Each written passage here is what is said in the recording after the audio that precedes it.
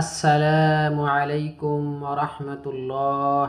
Islamic কিছু আমল YouTube চ্যানেলে দিনী ভাই ও বোনেরা, আল্লাহ তাআলার অশেষ রহমতে আপনারা ভালো আছেন, সুস্থ আছেন, আলহামদুলিল্লাহ। প্রিয় দর্শক, আজকের আলোচনার বিষয়বস্তু শীতকালে ইবাদতের গুরুত্ব ও ফজিলত এবং শীতকালে বিশেষ 5টি আমল। আল্লাহর প্রিয় বান্দাদের নিকট শীতকাল ভীষণ প্রিয়, কেননা অন্যান্য মৌসুমের চেয়ে এই সময় ইবাদত বেশি করা যায় এবং সহজভাবে আল্লাহর নৈকট্য লাভ করা যায়। বিস্তারিত আলোচনা করব এই ভিডিওতে। প্রিয় শ্রোতা মণ্ডলী, আপনাদের কাছে বিশেষভাবে অনুরোধ, ভিডিওটি আপনাদের দিনী বন্ধুদের কাছে প্রচুর পরিমাণে শেয়ার করুন এবং দিন প্রচারে সাহায্য করুন। ভিডিওটি অবশ্যই সম্পূর্ণ দেখবেন আমলের উদ্দেশ্যে। এবং যারা এই মুহূর্তে ভিডিওটি দেখছেন, দয়া করে সকলেই ভিডিওতে অবশ্যই একটি লাইক দিন এবং কমেন্টে আমিন লিখে চ্যানেলটি সাবস্ক্রাইব করে বেল বাটনটি অন করে রেখে দিন, যাতে করে আমাদের নতুন নতুন ভিডিওগুলো আপনাদের কাছে অতি তাড়াতাড়ি পৌঁছে যায়। তো চলুন মূল আলোচনা শুরু করি। হজরতে আবু সাঈদ খুদরি রাদিয়াল্লাহু তাআলা আনহু থেকে বর্ণিত আছে, মহানবী সাল্লাল্লাহু আলাইহি ওয়াসাল্লাম বলেন, শীতকাল হচ্ছে মুমিনের বসন্তকাল। হাদিস মুসনাদে আহমদ 11,656। অন্য একটি বর্ণনায় রয়েছে, শীতের রাত দীর্ঘ হওয়ার কারণে মুমিন রাত্রিকালীন নফল নামাজ আদায় করতে পারে এবং দিন ছোট হওয়ার কারণে রোজা রাখতে পারে। তীব্র শীতের রহস্য। শীত গ্রীষ্ম সবই মহান আল্লাহর অপরূপ সৃষ্টির বিচিত্র রূপ। রাত দিনের পরিবর্তন, ঋতু বৈচিত্র্য এবং সৃষ্টির অনুপম নৈপুণ্যতা সবই মহান আল্লাহর মহিমা। ঋতুর পরিবর্তনে শীত ও গ্রীষ্ম আসে। এক সময় তীব্র শীত, আবার এক সময় তীব্র গরম অনুভূত হয়। শীত ও গ্রীষ্মের তীব্রতা আসে জাহান্নামের নিঃশ্বাস থেকে। হযরতে আবু হুরায়রা রাদিয়াল্লাহু তাআলা আনহু থেকে বর্ণিত, আল্লাহর রসুল সাল্লাল্লাহু আলাইহি ওয়াসাল্লাম বলেন, জাহান্নাম তার প্রতিপালকের কাছে অভিযোগ করে বলে, হে আমার প্রতিপালক, আমার এক অংশ অপর অংশকে খেয়ে ফেলেছে। তখন আল্লাহ তাকে দুটি নিঃশ্বাস ফেলার অনুমতি প্রদান করেন, একটি নিঃশ্বাস শীতকালে আর একটি গ্রীষ্মকালে। কাজেই তোমরা গরমের তীব্রতা এবং শীতের তীব্রতা পেয়ে থাকো। সহিহ আল বুখারী 3087 নম্বর হাদিস। শীতের তীব্রতায় জাহান্নাম থেকে মুক্তির প্রার্থনা। শীতের তীব্রতা জাহান্নামের শীতলতার কথা স্মরণ করিয়ে দেয়। কাজেই তীব্র শীতে জাহান্নামের কথা স্মরণ করে মহান আল্লাহর কাছে জাহান্নাম থেকে মুক্তির প্রার্থনা করা উচিত। হযরতে আবু হুরায়রা রাদিয়াল্লাহু তাআলা আনহু থেকে বর্ণিত, রাসূলুল্লাহ সাল্লাল্লাহু আলাইহি ওয়াসাল্লাম বলেন, যদি কোনো বান্দা তীব্র শীতের সময় বলে, লা ইলাহা ইল্লাল্লাহ, আল্লাহ ছাড়া কোনো ইলাহ নাই, আজকের দিনটি কতই না শীতল, হে আল্লাহ, আপনি আমাকে জামহারির জাহান্নাম থেকে মুক্তি দিন। তখন আল্লাহ রাব্বুল আলামিন জাহান্নামকে লক্ষ্য করে বলেন, আমার এক বান্দা তোমার জাহান্নাম থেকে আমার কাছে আশ্রয় প্রার্থনা করেছে। আমি তোমাকে সাক্ষ্য রেখে বলছি, আমি তাকে মুক্তি দিলাম। সাহাবীরা বললেন, ইয়া রাসূলুল্লাহ, ইয়া হাবিব আল্লাহ, জামহারির অর্থ কি? জবাবে আল্লাহ রসুল সাল্লাল্লাহু আলাইহি ওয়াসাল্লাম বললেন, জামহারির অর্থ হলো জাহান্নামের এমন একটি ঘর যেখানে কাফেরদের নিক্ষেপ করা হবে। শীতের তীব্রতায় তারা বিবর্ণ হয়ে যাবে। শীতকালে গাছের পাতা ঝরে পড়ার দৃষ্টান্ত। শীতকালে গাছের পাতা ঝরে পড়ে। শীতের শেষ দিকে গাছপালার সব পত্র পল্লব শূন্য হয়ে যায়। গুরুত্ব সহকারে নামাজ আদায় করলে নামাজের পাপগুলো ঠিক এইভাবে ঝরে যায়। হযরতে আবু যার গিফারি রাদিয়াল্লাহু তাআলা আনহু থেকে বর্ণিত, মহানবী সাল্লাল্লাহু আলাইহি ওয়াসাল্লাম শীতকালের কোনো একদিন বের হলেন। তখন গাছের পত্র পল্লব ঝরে পড়ছিল।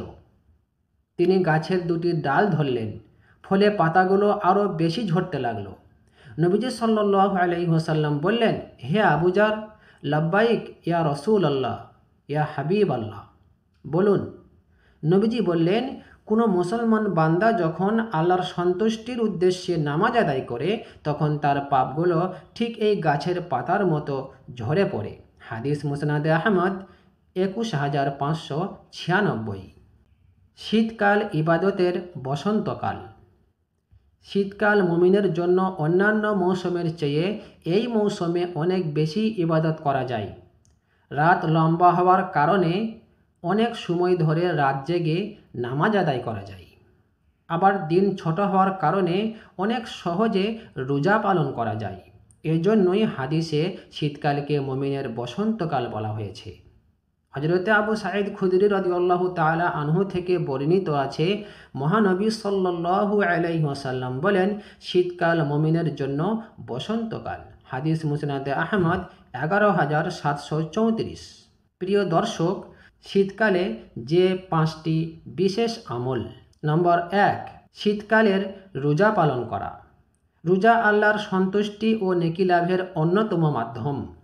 শীতকালের রোজায় স্বল্প সময় ব্যয় হয়, সুতরাং শীতকাল রোজা পালনের মক্ষম সুযোগ। এজন্য শীতকালের রোজাকে বিনা পরিশ্রমে নেকি লাভের মাধ্যম হিসাবে আখ্যায়িত করা হয়েছে।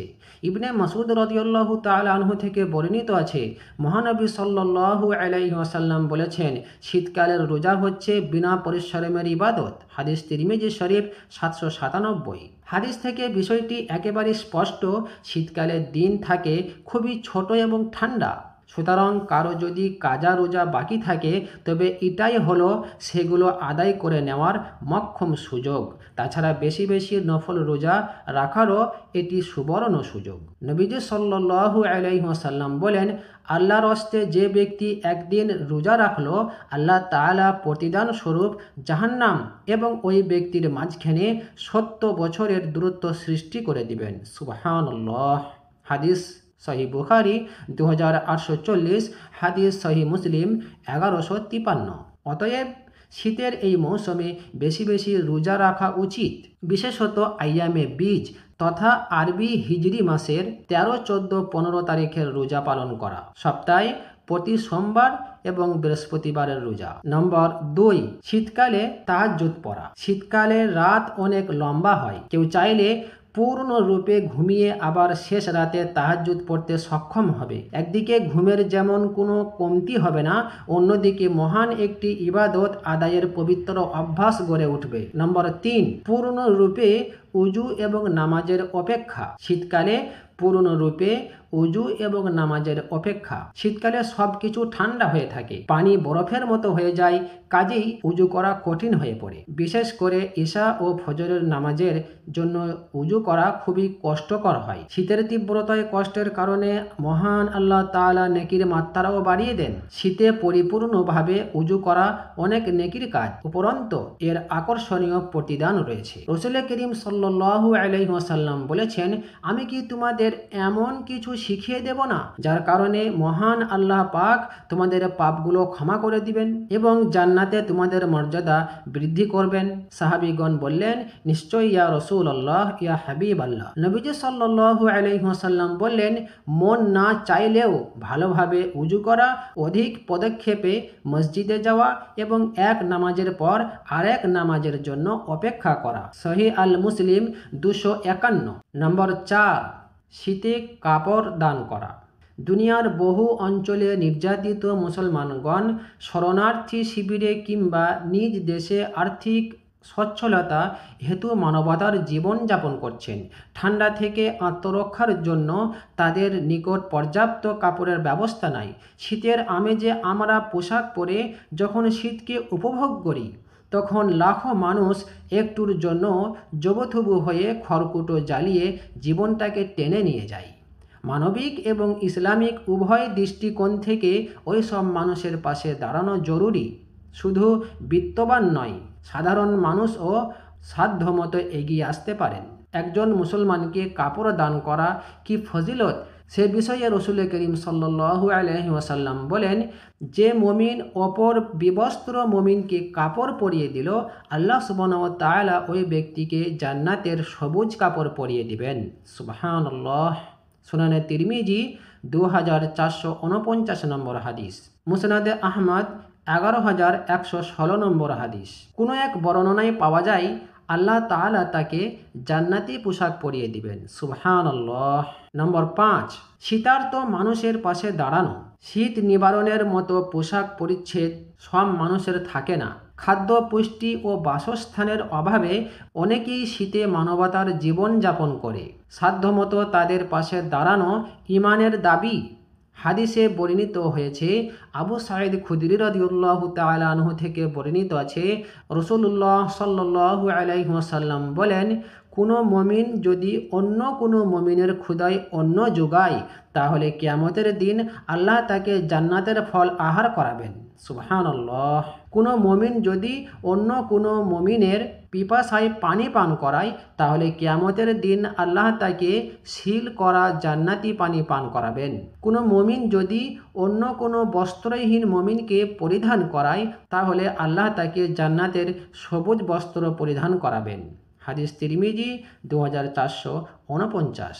পরিশেষে বলা যায়, শীতকালে নতুন কিছু ইবাদত করার সুযোগ তৈরি হয়, কিছু ইবাদত পালন করা সহজ হয় এবং কিছু ইবাদতে কষ্ট বৃদ্ধির কারণে নেকির মাত্রা বৃদ্ধি পায়। কাজেই শীতকালকে বিরক্তিকর বা অসহনীয় মনে না করা, বরং ইবাদত করে নেকির পাল্লা ভারী করার চেষ্টা অব্যাহত রাখাই ইমানের পরিচয়। আল্লাহ তাআলা আমাদেরকে শীতকালে বেশি বেশি ইবাদত করার তৌফিক দান করুন। আমিন।